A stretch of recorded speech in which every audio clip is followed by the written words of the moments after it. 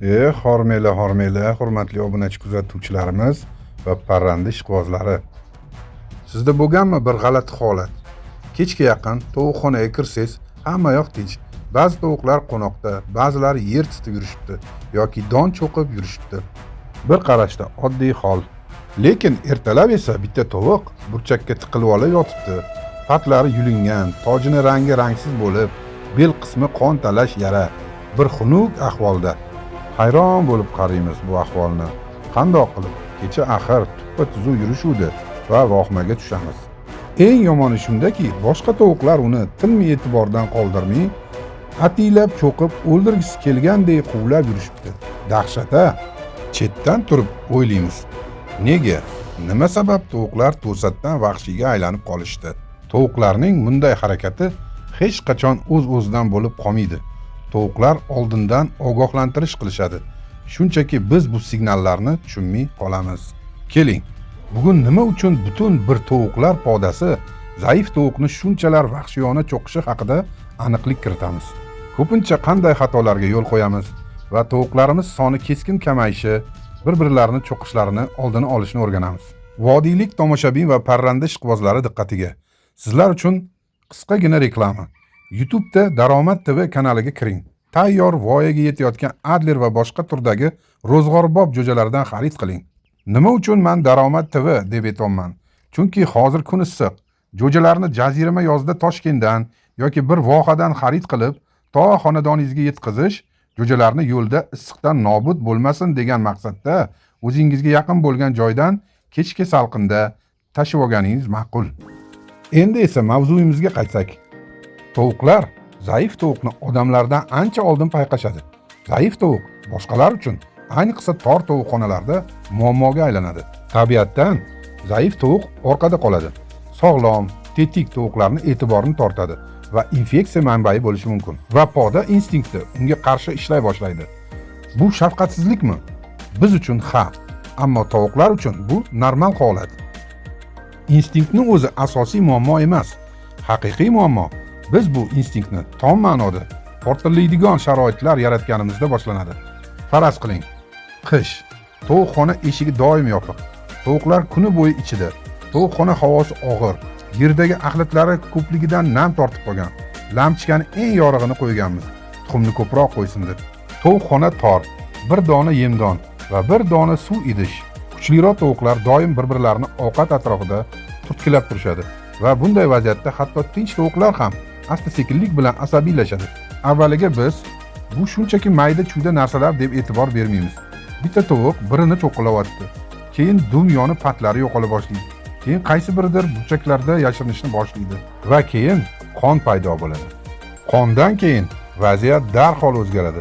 Chunki tovuqlar qizil rangga juda kuchli reaksiyaga kirishadi. Kichkinagina yara ahamiyatsiz, hech narsa emasdek tuyulishi mumkin. Ammo tovuqlar podasi uchun bu allaqachon cho'qish uchun signaldir. Bundan tashqari, hamma narsa ayniqsa yorqin yorug'lik ostida tez rivojlanadi. Shuning uchun tajribali parrandachilar tovuqxonani yoritish uchun juda yorqin lampalardan foydalanishmaydilar. Yorqin yorug'lik ostida tovuqlar terini shikastlangan, yallig'lanishni, qonni va tovuqlar e'tiborini aniq ko'ra oladi. Tom ma'noda zaif tovuqqa e'tibor qaratadi. Yorug'lik xira bo'lsa, tovuqlar tinchroq. Yorqinroq lampa yoqilsa, cho'qishlar kuchayadi. Va butun hayot to'rtta devorga va ko'zi oldidagi qo'shni tovuqlarga hadeb tikilaverib, stressni yo'qotish uchun joy qidira boshlaydi. Va ko'pincha bu stressni yechish uchun zaif tovuqdan foydalanishadi. Mana shu yerda qiziqarli voqea boshlanadi. Chunki ba'zi parrandachilar bunga aminlar. Mening tovuqlarim yaxshi boqilgan. Bu albatta yem emas. Keyin esa berayotgan ozuqasiga qarashadi. Bug'doy doni, makka jo'xori, ba'zan uydan chiqqan qolgan non. Tovuqlar to'yganga o'xshaydi. Jig'ildoni to'la, lekin tovuq organizmiga eng muhim narsalar, oqsil va minerallar yetishmaydi. Endi turlash davridagi tovuqni tasavvur qiling. Tana yangi patlar o'sishi uchun katta kuch sarflaydi. Ko'proq protein, ko'proq kalsiy, ko'proq mikroelementlar talab qilinadi. Ammo berayotgan ozuqamiz o'zgarishsiz qolgan. Va keyin g'alati xatti-harakatlar boshlanadi. Tovuqlar bir-birini patlarini yula boshlashadi. Avval ozginadan, keyin esa kuchliroq va keyin esa cho'qishlar teriga o'tadi. Patlarni cho'qishni boshlash uchun faqat bitta faol tovuq kifoya qiladi. va bir necha kun ichida tovuqxonaning yarmi bu ishni qila boshlashadi. Bu xunuk holatni ko'rib o'ylab o'tiramiz. Nega ular bir-birlarini cho'qishni tushunmayapman. Chunki bu yerdagi tovuqlar doimiy taranglikda yashaydi. Bu xuddi odamlarni kichkina, tiqilinch xonaga joylashtirib, ko'chaga chiqarmay, ularni bir necha oy davomida shunday yashashga majburlashdek gap. Ertami kechmi hammani o'rtasida nizolar boshlanadi. Cho'qishni tom ma'noda birdan boshlanishini yana bir sababi bor. Tovuqxonada yangi tovuq. Bu yerda yangi boshlaganlar deyarli har doim bir xil xatoga yo'l qo'yishadi. Bozordan yoki qo'shnidan tovuq sotib olib, darhol uni umumiy tovuqxonaga qo'shib yuborishadi. Xo'sh, bular ham tovuq-ku, nima bo'ladi deb o'ylashadi. Tovuqxonada yangi tovuq bu degani eski tovuqlar uchun bosqinchi, begona va dushman kabi ko'rinadi. Tovuqlar o'zinikilarni yaxshi eslab qolishadi. Ular allaqachon poda ichida qat'iy iyerarxiyaga ega. Kim xo'jayin, kim birinchi bo'lib ovqatlanadi, kim qo'noqning eng yaxshi joyini egallaydi. Birdan yangi tovuq paydo bo'ladi. Zaif, qo'rqib ketgan, begona hidga ega va mehmon tovuqni sinchkovlik bilan tekshira boshlashadi. Avval uni turtkilashadi, keyin tumshuqlar ishga tushadi. U yog'iga esa vaziyat jiddiylashadi. Tajribali parrandachilar yangi tovuqni alohida saqlashadi.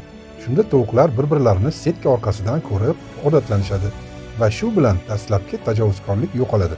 Ha, bu ko'proq vaqt talab etadi, lekin siz cho'qib tashlangan tovuqni qutqarishingiz shart bo'lmaydi. Cho'zvordingiz bu tushuntirishlaringiz bilan. Endi maqsadga o'ting deb sizda savol tug'ilishi aniq. Cho'qishni butunlay yo'q qilish mumkinmi? Mutlaqo deyarli yo'q. Chunki tovuqlarning instinkti hech qachon yo'qolmaydi. Lekin bunaqa holatlarni kamaytirish mumkin.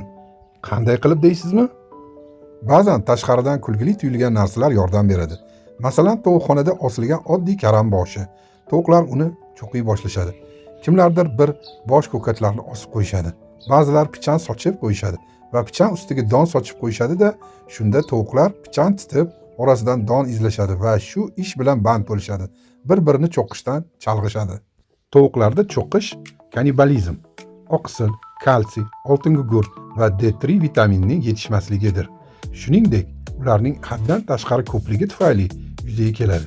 Agressiyani tezda yo'qotish uchun ratsionga minerallar qo'shing. Tovuqlarni chalg'itish uchun ko'katlar yoki bir bosh karam osib qo'ying. Yaralarni davolang.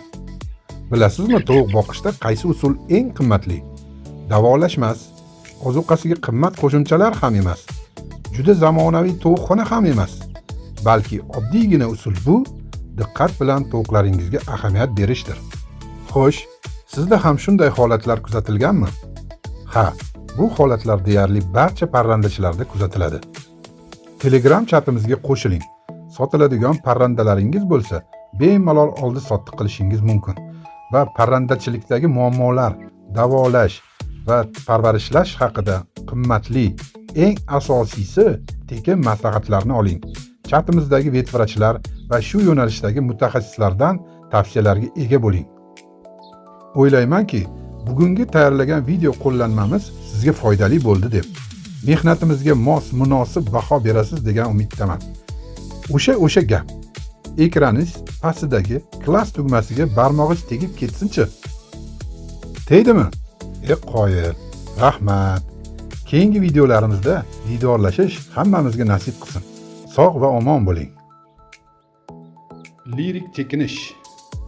Videoning orasida meni xursandchiligimga sherik bo'linglar. Mana Fenikslarimiz 19-kunda ochishni boshlashdi. Bismillah. Maşallah. Mana.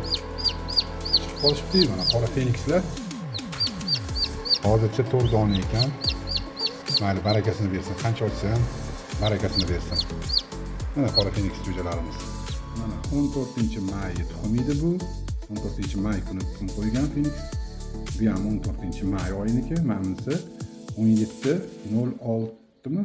Yo'q, 05 bu ham. Bu ham may 17-may. To'rtta tuxum hozircha ochildi. Mana bizani to'polonchi Fenikslarimiz. Barakasini bersin. O'sha noyob qora Fenikslarimiz jo'jalari sal kattarog'i bilan 12-mayda ochib chiqqanlar. To'rdona. Bu ham zakaz. Bu do'stimizga ketadigan. Bular bo'lsa 0606 bugungi oshib chiqqanlar. Mana bu yerda 10 dona o'sha fenikslar, qora fenikslar 10 dona. Xohlasa bulardan ajratib, qoralarini alohida boqamiz. Katta bo'lsa